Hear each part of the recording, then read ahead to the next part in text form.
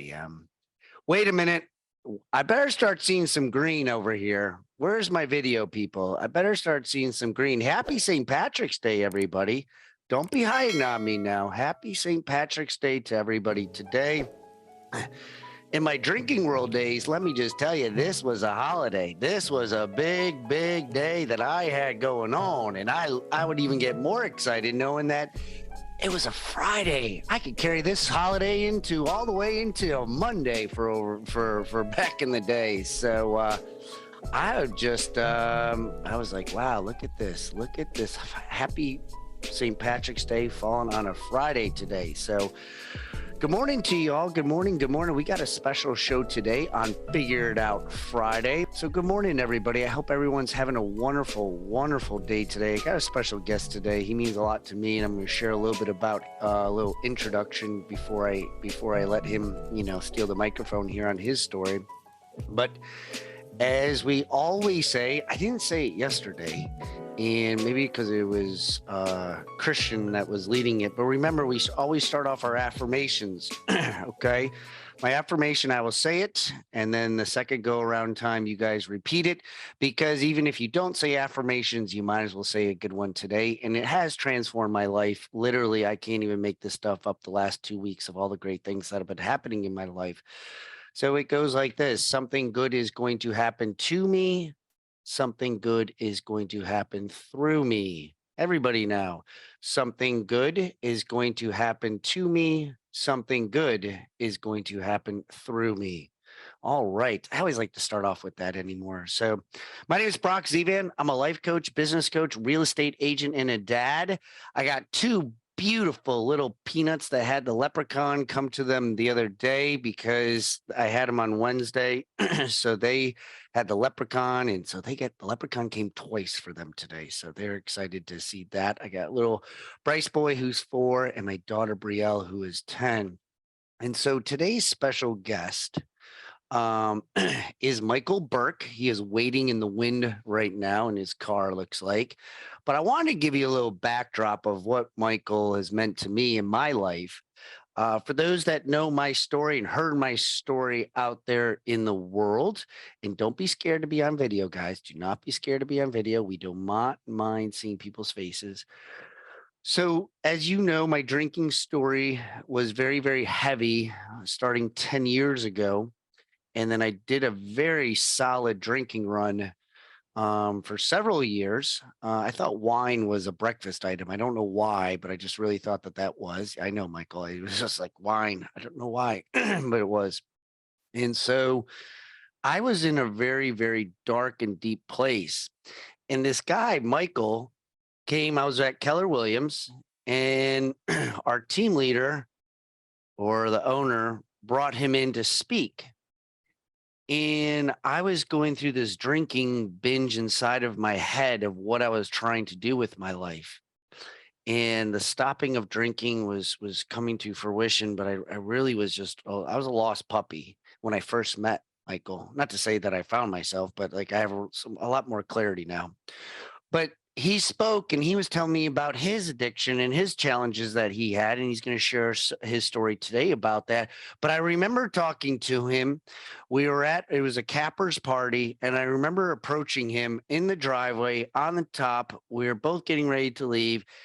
And I just remember talking to him and telling him of my challenges and what I was doing. And he shared with me the story of just keep going, take one day at a time. But he inspired me. And I remember it to this day, Michael, of you talking to me up there and helping me grow through my addiction problem 6 years ago when you and I officially met. And now to see where our life is and how you and I intertwine and working together, coaching together in your business and what you got. But I just want to thank you, brother. I love you. I really, really am so appreciative of you. And I just want to set the stage, guys, because this man means a lot to me and what he has done for me. And this is what it's all about. He helped me figure out my life to put me in a better direction. And this is what this show is about, is figuring it out. So without further ado, from sunny Florida, Mr. Michael Burke. What's up, brother? Thank you for having me. I appreciate it. And you call it Figure Out Friday, Brock. And I think a lot of us are always trying to figure it out, whatever it may be. Thank you for the warm comments. I remember our conversation distinctly in the driveway at Janet and Bobby's driveway. And, sharing my story keeps me sober and keeps me going forward. I could guarantee you there's, when I'm in the office and I sit across from Hunter and we're having a bad day, I say, "Hey, Hunter, today would be a great day to get monkeyed up if I was drinking," Mm. and that's my first thought. And so I have to replace that with something else really quick, or I would entertain that too deeply. It's been 19 years, November. Um, Congrats, you man. know, yeah, thank you. So, I didn't know where to begin, Brock. I really don't. It's just that Talk I us just through remember, like the beginning stages of where you were, like in those recognition stages of where you are. Maybe you have some stages that you already have lined up mentally in your head. I was just in a dark place too back then. Um, money was easy. I had a computer business where I had residual income. So, and I didn't have kids. I still don't, but I mean, I go out with my buddies or we go golfing. And if we started golf at 7 o'clock in the morning or noon, that's when we started. And I wasn't a 7 by 24 drunk, but I can guarantee you, once I started, it was hard for me to stop.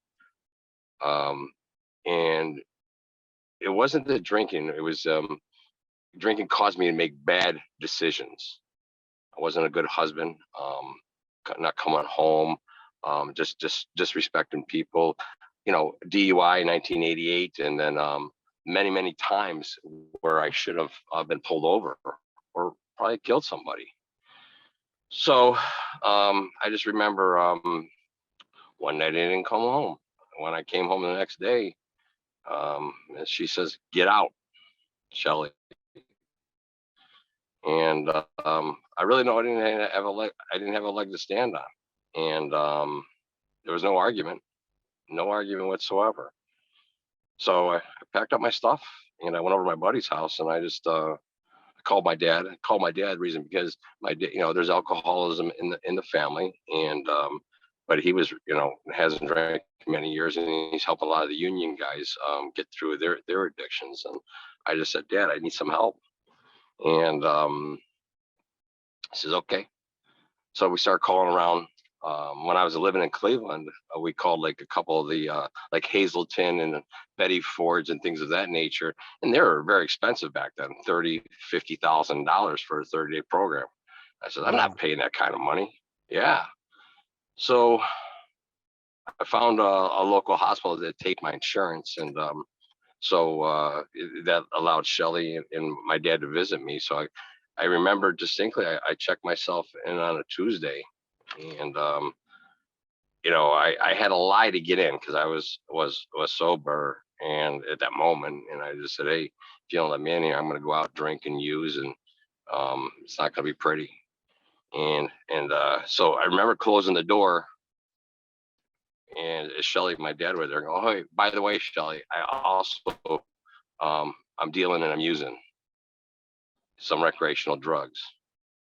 And door closes. Can you imagine what she was thinking and feeling at that time when that door closed and there's no time for conversation or explanation? Mm. Um, Wow. it was tough. It was tough.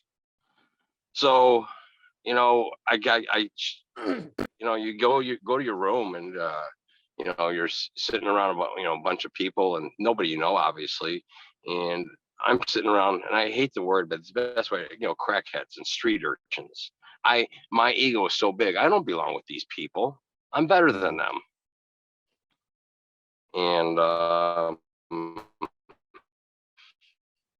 so Wednesday comes along, Thursday. I just remember hanging around these other guys. One I remember really well.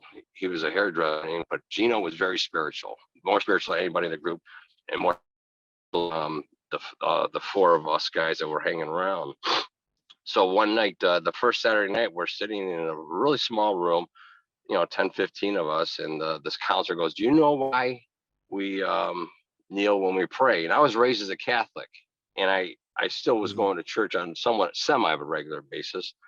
And no, no. And he says, because you surrender when you're praying, that's why we kneel.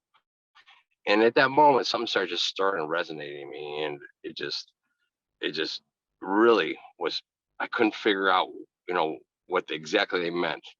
I went back to my room. I cried a little bit. I woke up the next morning. I says, I need to see a priest. And they said, well, we probably get one here Tuesday. I go, Tuesday? I need one now. Well, and a little call one. I goes, oh, if I had a priest in my pocket, I wouldn't be here probably. So I said, hey, Gino, will you pray with me? I'm just hurting, man. Went back to my room. I remember that we're kneeling across the bed from each other, and he's praying for me.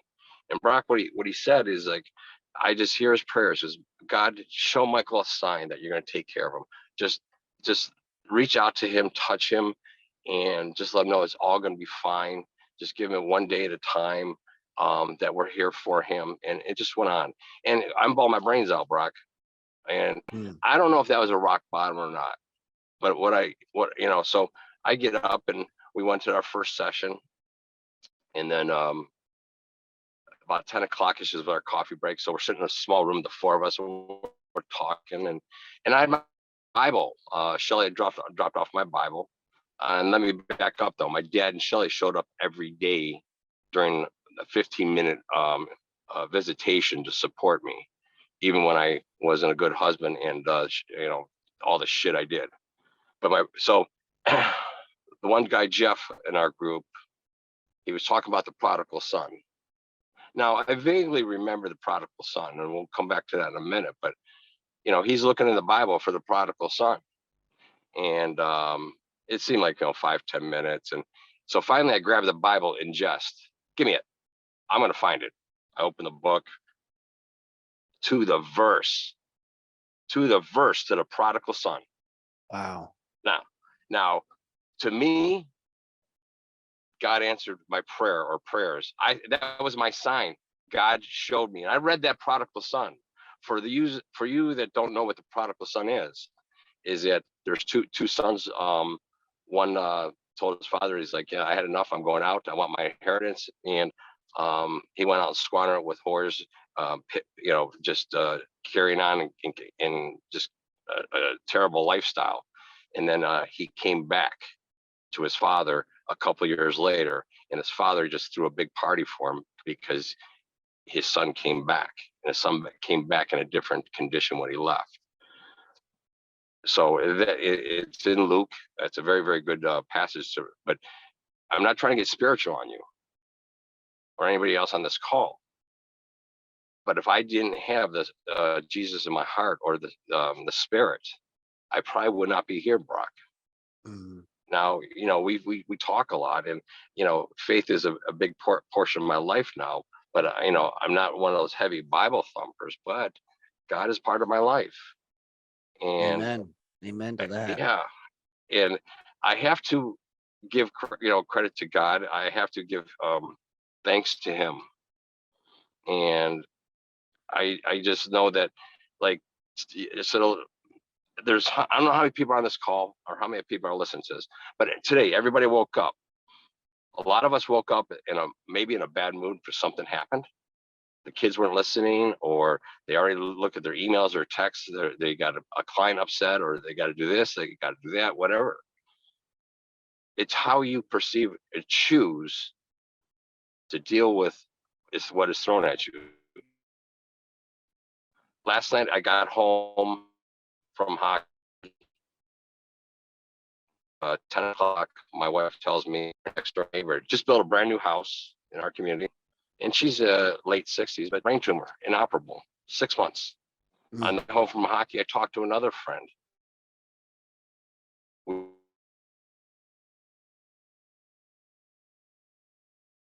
You there, buddy?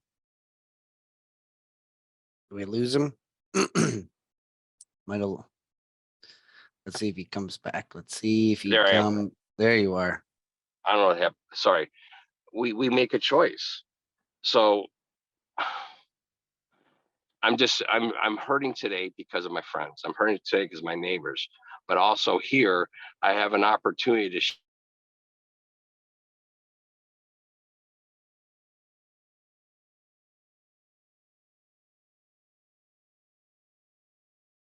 Don't you love service sometimes?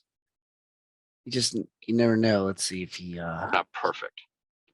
But at the end of the day, I choose to hang out with people with Brock. I choose to raise up my inner circle.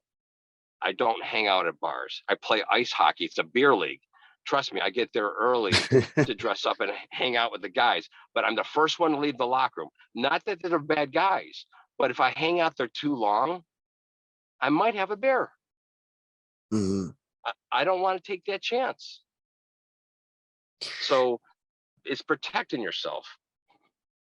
And And how did you figure out, like, so you're drinking and you're doing all this stuff, and I remember I was trying to balance my personal life, my work life. I mean, you're a very successful you carry a very successful real estate team. You guys do over $50 million in sales. You guys are like blowing it out of the park. You guys are doing very, very well now.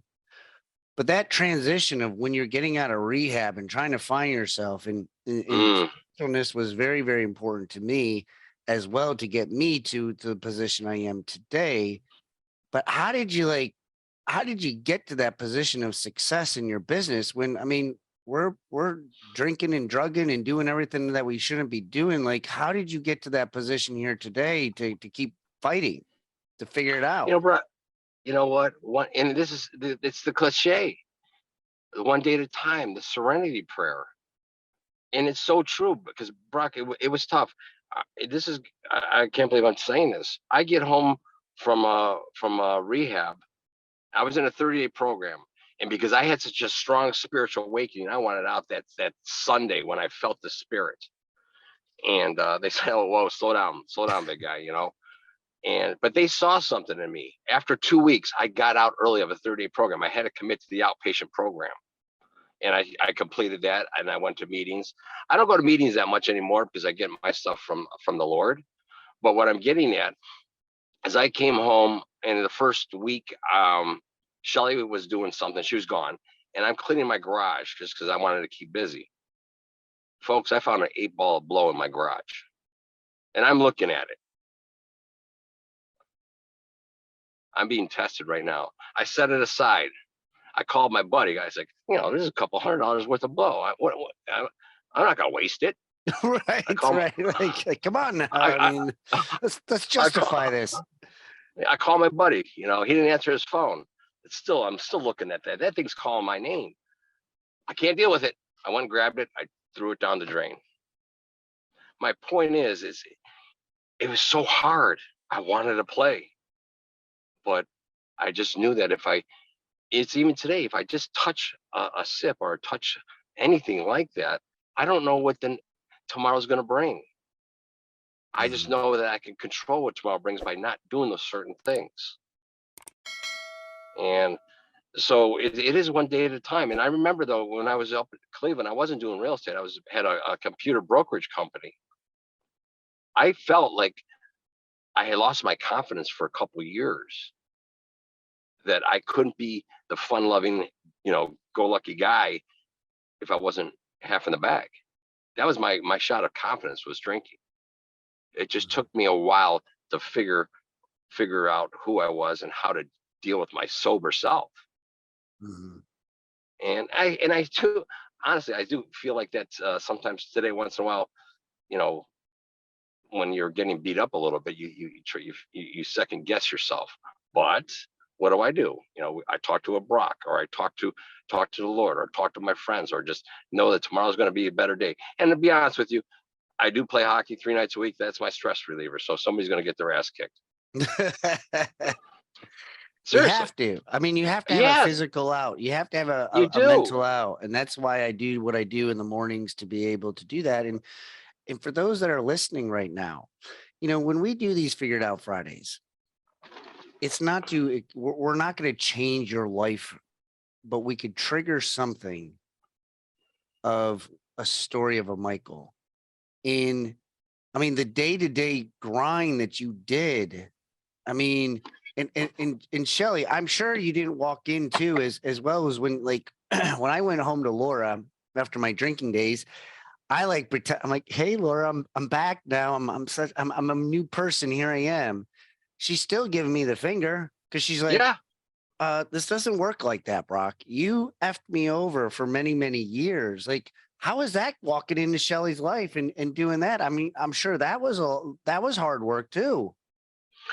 You know what? And it still is. I mean, Shelly's forgiven me, but at the same time, is like if I'm out too late or I have a late hockey game, um, I worry her because it makes her think of those days. Hmm. So I created that mess, and I do my best not to put her in those situations. Eh, But I can't blame her for those. But you say, oh, it's been 19 years. Well, hey, those are some deep wounds. Hmm. But I'm thankful that if she and my dad didn't support me during that dark time, I guarantee you I'll probably be out drinking or I'll be dead. Hmm. Yeah, I would go in the dead sense just because I've seen too many people who, as sad as it is to say, like in the rooms when I was in there with AA and the alcoholics, like they end up going back out, and some of them do die, and they just cannot control it. And I felt in my brain that it more than likely was going to be a drinking and driving death in some capacity for the amount that I was doing. Um, and as for your struggles in your business, like how did you climb that ladder when you were doing that? Well, again, I had a good vice president working with me. Shelly was working with me. She did all the finances, which she does for us today. I was very, very fortunate that I didn't hit a financial rock bottom. Um, I had good people around me that gave me the leeway to sink so low and nurture me through the growth back up. Um, and basically, when I got out of rehab, I had to prove myself all over again, Brock. And sometimes I still feel like you got to prove yourself. I don't want to fail. I don't Mhm. want to disappoint anybody. So, and it's to get back to the cliche, one day at a time. It's a marathon. It's not a sprint. Mm. You get out, you get out of rehab, or I get out of rehab. Oh, I'm fixed. Let's go. Right. No, it's a new Right. lifestyle. It's a new lifestyle. And folks, it's not easy. It's Mhm. not. But what I'm getting at, it doesn't matter what your addictions are. It could be sex, it could be drugs, it could be gambling. But everybody has something that ails them, and maybe not an addiction. But again, could be a bad marriage or a child that's sick or a child that's in trouble. Those are all. Mhm. I'm a cancer survivor. My wife's a cancer survivor. My mom died of pancreatic cancer, and I'm telling you that because that's a family disease. So Mhm. I know people on this call have dealt with that to some degree, but how do you deal with it is going to make you come on. You don't play the victim. It's not going to work. Now we'll pray with you, we'll empathize with you, sympathize with you, but being a victim is not going to help you. Yeah. Well, James Sharp, he was one of our guests on here and Figured Out Friday, and he talked about victim and victor. And the Hmm. victim mentality, like you just said, Michael, is not going to get you to the path that you want. Like, woe is me and everything else. I said, you can have a 5 minute pity party, Brock. You can go and cry over there for a little bit. Like, there's my crying. Oh, let me show you. There's my crying chair right there. And I can have my pity parties. I could do that. But when it's all said and done, when I was sitting on the couch and I had no money and the electricity was off in my house, and I'm like, my wife's coming home and my kids are coming home, and I'm like, how the hell am I going to get electricity on at this time? Like, right? Brielle was only like, I think 4 years old. Like, how is this going to take place? And somehow, some way, you figure it out. And excuse me. And to your success for what you have today is just remarkable. Um, and share with people. Share where you are in Florida. So that way, if people have a client or something else out there and maybe they're visiting. Hell, guys, I'm going down to see Michael in May, but maybe you pop in and say hi to the guy because he welcomes anybody with open arms. But where are you at, Michael, in Florida? Share with us. Well, About I'm in the Naples area. I've been down here since I moved down. Yeah, in 18 years ago. I'm in Naples. I started with a boutique brokerage, and I liked it. But I went to Keller Williams in 2009. I'm still there, um, just through my networking and I think my hard work. Now the investor in 3 market centers: Marco Island, Naples, and Fort Myers. I have a great team. It's a little family-sized team. I couldn't do half the stuff I do today without my business partner Hunter, my operations manager. He's my right hand. My wife handles all the finances. Um, she knows whatever your nickels at. I can't pull any cash, but uh, we just built a beautiful house, and just putting our pool in, and yes, life is pretty good. My nephew just got signed a semi-pro hockey contract with the Orlando Solar Bears. Um, that's my legacy because I'm the one in the family who started hockey, and I'm just so proud of him and what he's doing and accomplishing. So getting to see him play has been a real treat. Not to mention, what it's done for the family, seeing my dad enjoying it. And he flew down to Orlando to see him play this last weekend. So it's not about the money, Brock. It's about this. I remain sober and on the right path by being able to share. I'm able to say this, and there's a couple people in my life. I had a very close family member that OD'd a year ago that was dealing with addictions. He's fine, but when you see that type of stuff, it keeps you sober. It's like I'll call him up and say, "What the hell are you thinking? I need to know so I don't go down that same path." hmm But just reaching out and helping people. And I don't know who else is on this call, but I can guarantee you, and Brock will share my information with you, that if you want to chat, I'll be more than happy to chat with you. I'll help you. I'll give you direction. I still help people at the church, for small groups, if there's someone at the church that is having issues, the church will call me, say, "Hey, can you speak to so and so and give them some guidance?" That's awesome, man. Guys, we put his link in the chat, both in Facebook. You can reach out to him. Michael Burke, bizcard.com is on the group chat as well as the Facebook chat. And he is just, guys, give him some love, because when you share stories, give him some thumbs up, give him some love, give him some hearts in the Facebook world. Because when you share your story, like literally, he's like like you said several times, like for whoever's on the call, I mean, when you share people your life, your trials, your tribulations, your challenges, listen, you went from freaking rehab, Mhm. a drunk druggie rehab, let's just call it how it is, and to get to the position that you are today of owning companies and owning franchises in the Keller Williams market. It's like nobody's gonna be like, hey, I want to go over there because he's a really good drunk and a good partier. Like they don't, like they're not gonna be a part of it. And then the association of people who you around. So how you transform your life and figured it out one day at a time, one foot in front of the other, is such a important piece that I appreciate you sharing, man. Sandy, thank you. Karen, thank you. For those in the Facebook world, thank you so much for your hearts and your loves out there.